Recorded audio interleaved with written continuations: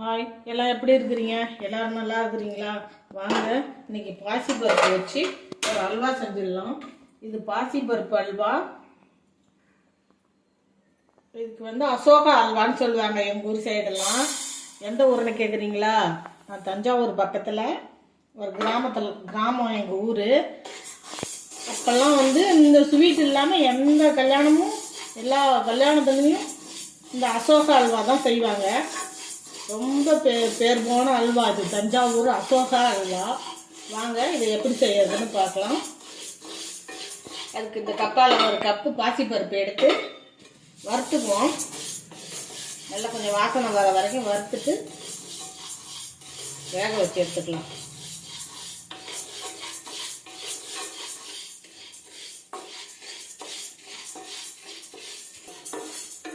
பாசிப்பருப்பு வறுபட்டுடுச்சு. இப்போ இதை குக்கரில் போட்டு 2 தடவை நல்லா கழுவிட்டு ஒரு 3 விசில் விட்டு எடுத்துக்கலாம்.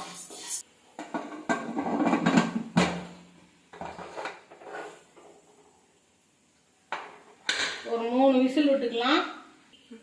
ஆரம்பத்தில் நான் வீடியோ போடும்போது தினம் ஒரு மருத்துவம் சொல்கிறேன்னு சொல்லியிருந்தேன்.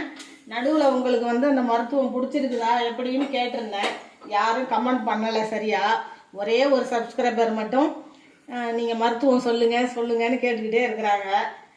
அதுக்காகவாவது இனிமேல் பட்டு ஒவ்வொரு நாளும் ஒவ்வொரு மருத்துவம் சொல்லலான்னு இருக்கிறேன்.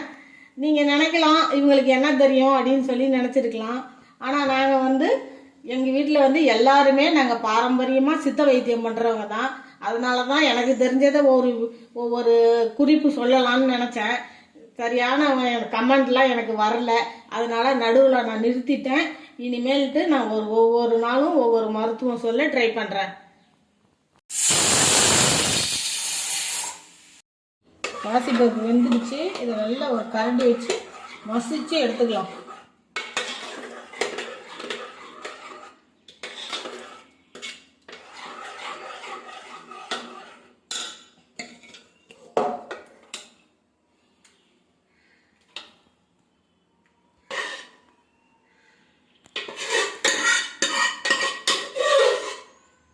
கடாயை வச்சுக்கலாம்.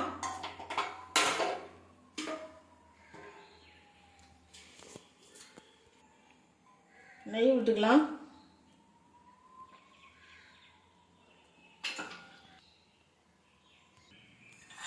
ஒரு 10 முந்திரி பருப்பு போட்டு வறுத்து எடுத்துக்குவோம்.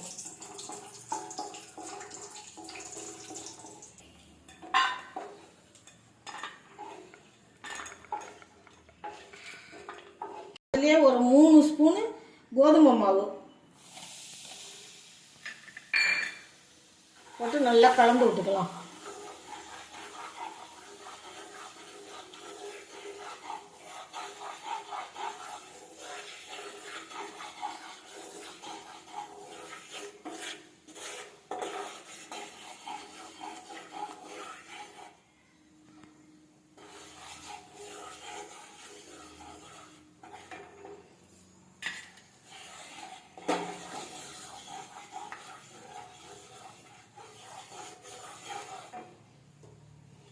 நம்ம எடுத்து வச்சிருக்கிற பாசிப்பருப்பை இது கூட சேர்த்துக்குவோம்.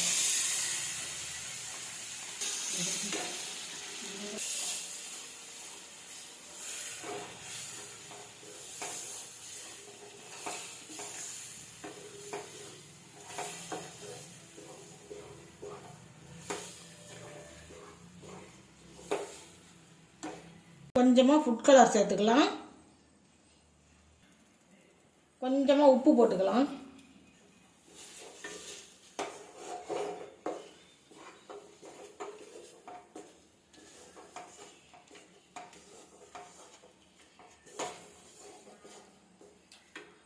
பாசிப்பருப்பு எடுத்த கப்பால் 1 கப்பு சர்க்கரை எடுத்துருக்குறேன். நீங்கள் உங்களுக்கு கூட வேணும்னா கூட போட்டுக்குங்க. எங்களுக்கு இனிப்பு கம்மியாக தான் வேணும், அதனால் நான் குறைச்சலாகவே போட்டுக்கிறேன்.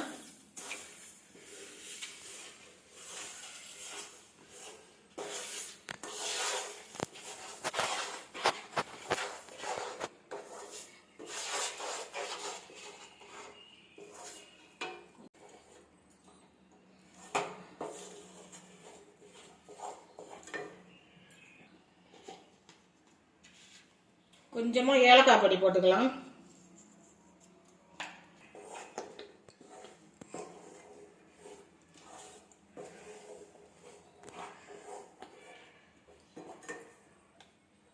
ஒரு 2 ஸ்பூன் நெய் விட்டுக்கலாம்.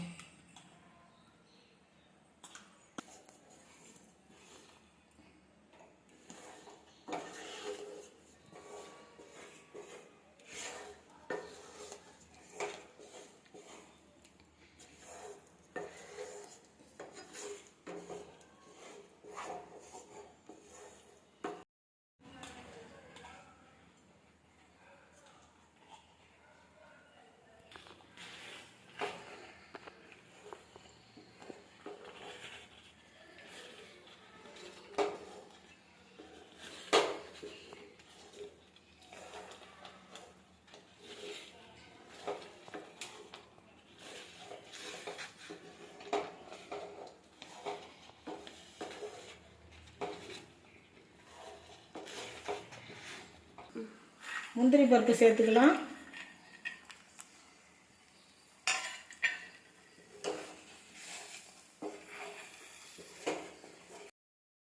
பாருங்க, கடாயில் ஒட்டாத வருது.